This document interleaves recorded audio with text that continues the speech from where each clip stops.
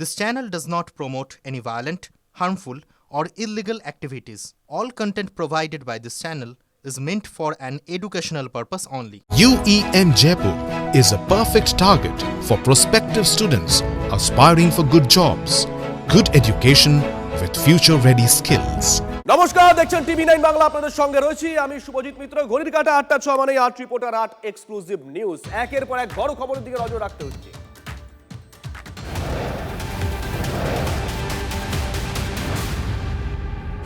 আর শুরুতে যে বড় খবরের দিকে নজর রাখবো বিগ ওয়ালে।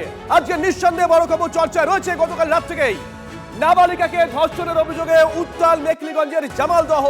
বড় খবর নিঃসন্দেহে ধারালো অস্ত্র দেখিয়ে ধর্ষণের অভিযোগ এক ব্যক্তির বিরুদ্ধে। নাবালিকাকে ধর্ষণের অভিযোগে উত্তাল হয়ে রয়েছে মেখলিগঞ্জের জামালদহ। ষাটোর্ধ্ব এক ব্যক্তির বিরুদ্ধে অভিযোগ। স্থানীয় এক মহিলা নাবালিকাকে উদ্ধার করে, নাবালিকাকে হুমকি দেওয়া হয়েছে এমনটাও অভিযোগ ওই অভিযুক্তের বিরুদ্ধে। জামালদহ ফাঁড়িতে অভিযোগ দায়ের নাবালিকার পরিবারের তরফ থেকে। অভিযুক্তকে আটক করে মেখলিগঞ্জ থানায় নিয়ে যায় পুলিশ। অভিযুক্তের কঠোর শাস্তির দাবিতে ফাঁড়িতে বিক্ষোভ স্থানীয়দের। টায়ার জ্বালিয়ে রাজ্য সড়ক অবরোধ। ছবিগুলো একবার দেখুন, যার জেরে দীর্ঘক্ষণ বন্ধ থাকে যান চলাচল। বিক্ষোভকারীদের ছোড়া পাথরে আহত হন মেখলিগঞ্জ থানার ওসি মোহাম্মদ শাহবাজ। এরপরেই চলে পুলিশের লাঠিচার্জ। মুহূর্তের মধ্যেই ছত্রভঙ্গ হয়ে পড়ে অবরোধকারীরা। বেশ কয়েকজনকে আটক করে মেখলিগঞ্জ থানার পুলিশ। মাথাভাঙার অতিরিক্ত পুলিশ সুপারের নেতৃত্বে চলে টহল। জামালদহে এখন চলছে জামালদহ সচেতন নাগরিক মঞ্চের ডাকা 12 ঘন্টার বন্ধ।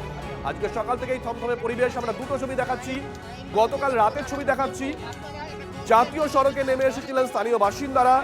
তারা টায়ার জ্বালিয়ে পথ অবরোধ করেন। পুলিশ লাঠিচার্জ করে, জনতাকে ছত্রভঙ্গ করে। পাশাপাশি আজকের ছবি দেখাচ্ছি, সকালের ছবি। একেবারে থমথমে গোটা পরিবেশ। এই মুহূর্তে বন্ধ চলছে।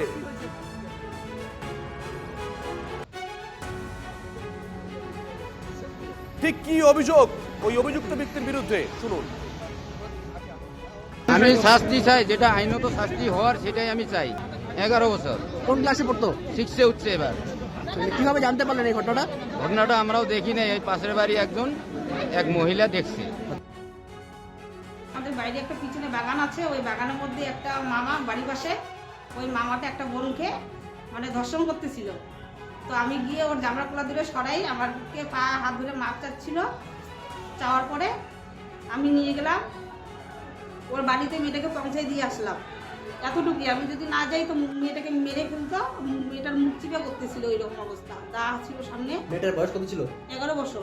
হাতে আগ্নেয়াস্ত্র ছিল? দা ছিল? হ্যাঁ, দা ছিল। দা রেখে এক হাতে মুখ চিপে দিচ্ছে, আর একে দা ছিল নিচে। আমি যদি না যাই তো কবে ঘটনা? বৃহস্পতিবার দুপুর 2:30টা।